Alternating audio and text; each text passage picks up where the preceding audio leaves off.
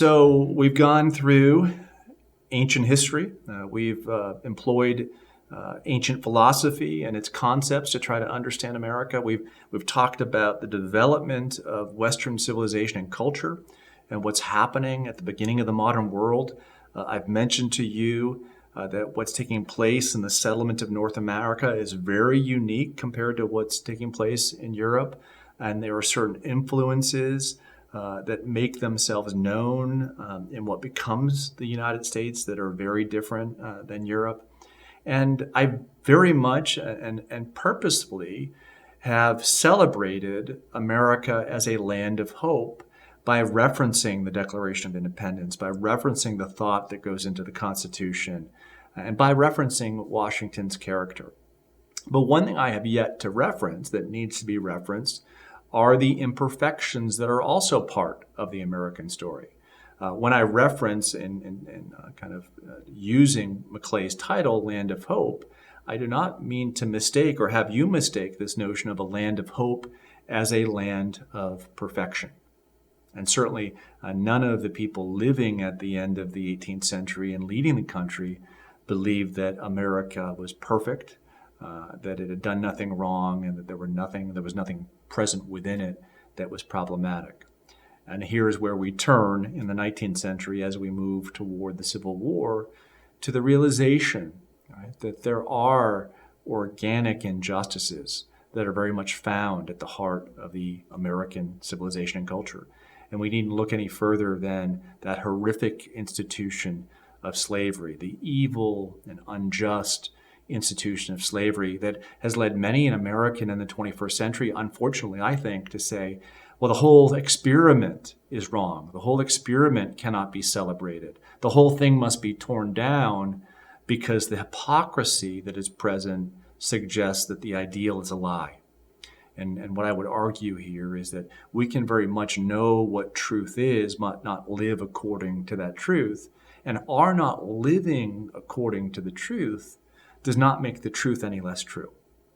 Our not embracing a love for one another does not make the needed love for one another that Christ tells us to do any less of rationale or logic of how we have to live.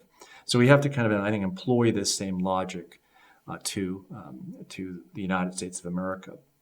But we also, and secondly, have to understand what changes are taking place in the 19th century that leads us further and further away from an embrace of the idea that all men are created equal.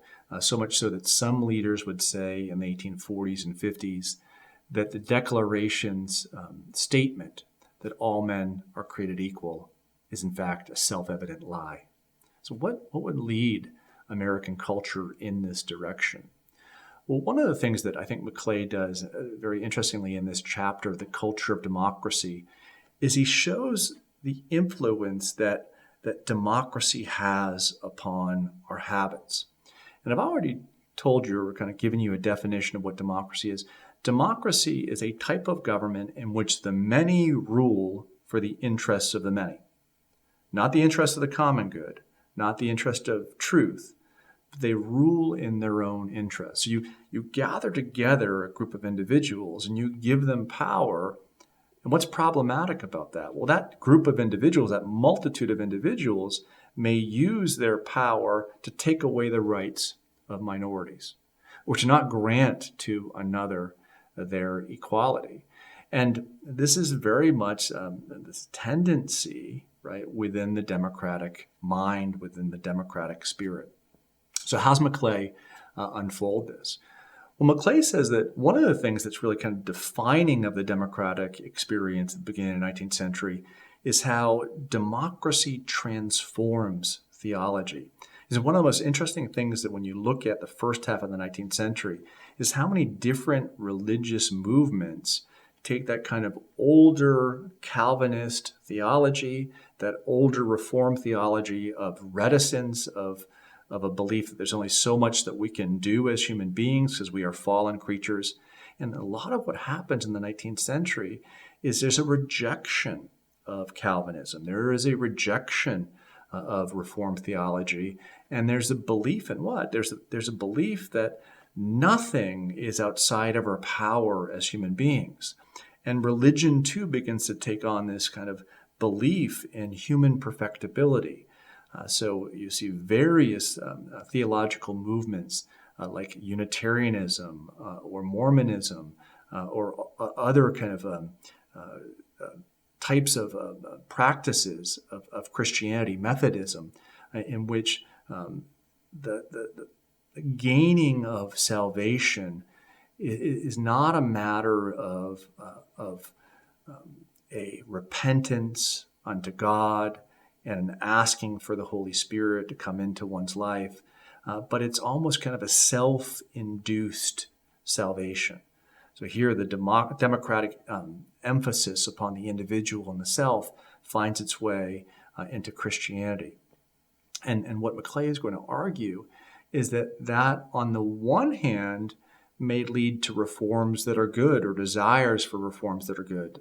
Abolition, for example, was a reform movement that kind of driven by this kind of democratization of Christianity. But it can also lead, on the other hand, and this is where McClay believes is very dangerous, to kind of a utopian conception of the good. And he'll say that at this time, in the middle of the 19th century, there were over 100 utopian communities that believe that we as mankind, we as democratic individuals, can create a heaven all by ourselves. So the culture of democracy is a culture of the belief in human perfectibility. It's a culture of self-reliance. It's a culture of the individual believing that we as individuals can impact the future for the good of ourselves and others. So it has within it, some semblance of something that is good. If that effort and that belief leads to some redeemable things, but it also can be a dangerous thing if we put too much stock into our own nature, and we give ourselves and grant ourselves too much liberty, and in some cases too much license to do whatever we want, because we as individuals believe that we have the right to do whatever we want to others around us. And so a very kind of tense presentation of what are some of the promises of democracy, but some of the dangers that are lurking beneath the scenes that the democratic spirit takes hold of the country.